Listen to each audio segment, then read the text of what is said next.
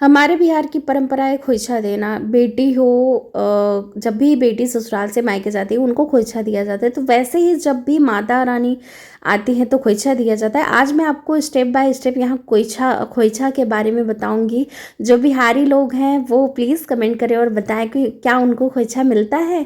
ये परंपरा उनके घर दादी नानी बहुत सारे लोगों ने निभाई है। जब दादी नानी मायके से आती हैं या बुआ या फिर दीदी लोग मायके से आती जाती हैं तो खोइछा ज़रूर मिलता है। वैसे जब माता रानी हमारे घर से जाने लगती हैं, उनकी विदाई की जाता है तो उन्हें खोइछा दिया जाता है। तो हमारे यहाँ माना जाता है कि माता रानी हर 6 महीने में एक बार मायके ज़रूर आती हैं और उनको फिर खोइछा दिया जाता है विदाई के रूप में। तो मैंने यहाँ पान लिया था और 9 पान लिया था, 9 सुपारी लिया था और 9 बार ही मैं चावल भरूंगी। इसमें आपको हजरी से थोड़ा थोड़ा चावल भरना है, ज़्यादा मात्रा में चावल नहीं भरना है। और थोड़ा थोड़ा मात्रा में चावल भरेंगे तो आपका आराम से खोइछा भी हो जाएगा और बहुत अच्छे से हो जाएगा। तो मैं यहाँ अच्छे से चावल भरूंगी और फिर मैं लौंग और इलायची डालूंगी। इसलिए मैंने कहा कि मैं यहाँ स्टेप बाय स्टेप आपको बताऊंगी आपको भरना कैसे है खोइछा। और आप खोइछा ज़रूर भरिए, चाहे आप यूपी के हो बिहार के हो, क्योंकि यूपी बिहार की परंपरा हमारे सनातनी धर्म की है कि हम खोइछा ज़रूर हमें मायके से मिलता है तो हमें माता रानी को ऐसे ही विदा करना चाहिए खोइछा दे के। और आप खोइछा ज़रूर भरिए। आप हर 6 महीने पे एक बार आता है ये। और सच बताओ साल भर में एक साड़ी माता रानी को ज़रूर चढ़ाइए और खोइछा दीजिए। तो मैं यहाँ दूब हल्दी भी रख दी हूँ और इसमें आपको बहुत सारी चीज़ें जाएंगी क्योंकि मुझे पहले नहीं पता था खोइछा दिया कैसे जाता है। फिर मैंने स्टेप बाय स्टेप सीखा और मैं सोची क्यों ना अपने व्यूवर्स के साथ या फैमिली के साथ शेयर किया जाए। तो मैं यहाँ फूल रख दी हूँ, दूब रख दी हूँ और हल्दी रख दी हूँ, पान रख दी हूँ, लौंग इलायची रख दी हूँ। अब मैं बतासा रख रही हूँ और 9 जगह बतासा भी जाएंगे। उसके बाद आपके पास जो भी फल हो वो आप एक फल ज़रूर रखिए या फिर नारियल रखिए। और रखने के बाद आपको क्या करना है, जितना श्रृंगार का सामान आप ले आए हैं यहाँ सजा दीजिए। इसमें श्रृंगार का भी सामान रख दीजिए। यकीन मानिए आप जब खोइछा देंगे ना माता रानी को आपको एक सुकून मिलेगा। और सबसे बड़ी बात, मेरा बहुत बड़ा भाग्य है कि मुझे 10 दिन व्रत करने का मौका मिला। मैं 10 दिन का नवरात्रि व्रत करती हूँ। जो है नवरात्रि व्रत हर 6 महीने पाता है, मैं दोनों करती हूँ।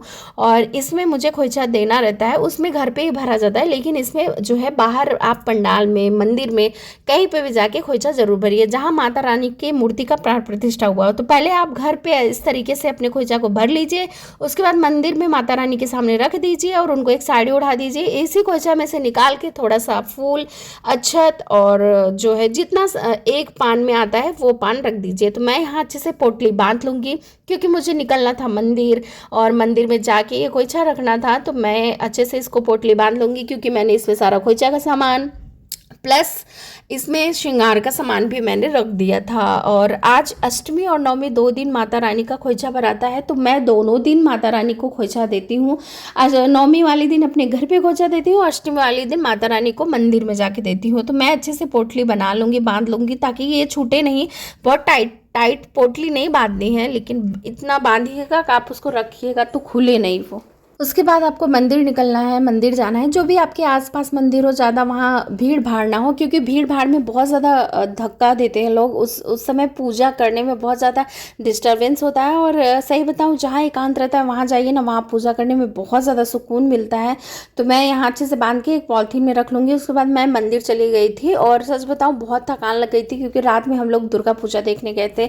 बहुत सारे पंडाल हम लोग घूमे। उसके बाद मैं घर आई तो 6 साढ़े 6 बज गए थे। 2 बजे हम लोग निकले थे, से 6 साढ़े 6 बज गए थे। तो मैं ये शाम को 3:30 बजे खोइछा दे रही हूँ माता रानी को। दिन में पूजा की, पंडित जी का इंतजार किया, पंडित जी नहीं आए तो पंडित जी ने फ़ोन पे बताया कि आप कैसे कैसे खोइछा भर दीजिए और जाके वहाँ रख दीजिए, माता रानी को चढ़ा दीजिए और दिया बातें करके फिर चले आएगा। तो मैं यहाँ दिया हुआ चला के फिर अपना ही खोइछा माता रानी के पैर के पास रख दीजिए और उसमें से थोड़ा अक्षत, पान, सुपारी और लौंग इलायची सब कुछ निकाल के उनके साड़ी में बांध दीजिए और बांध के फिर अपना दिया दिखा के जो है चले आइए। फूल वूल चढ़ा दीजिए जो भी आपको चढ़ाना है। और सच बताऊँ ना बहुत सुकून मिलता है। 9 दिन का व्रत करने के बाद जब आप माता रानी को खोइछा देते हैं ना तो आपको एक अलग तरीके से सुकून मिलता है क्योंकि हर बार माँ आपको खोइछा देती हैं जब आप अपने मायके जाती हैं, लेकिन इस बार आप माँ को मतलब माता रानी को खोइछा दे रही हैं और ये अलग सुकून मिलता है। लेकिन कुछ थोड़ा सा तकलीफ होता है कि 10 दिन के व्रत करने के बाद जब माता रानी जाने लगती है, उनकी विदाई करने लगी है तो मन में बहुत ज़्यादा कष्ट होता है, बहुत दुख होता है। लेकिन हम बिहारियों का ये परंपरा है खोइछा देना। तो मिलते हैं नेक्स्ट वीडियो में, प्लीज़ शेयर कीजिए ताकि सबको पता चले।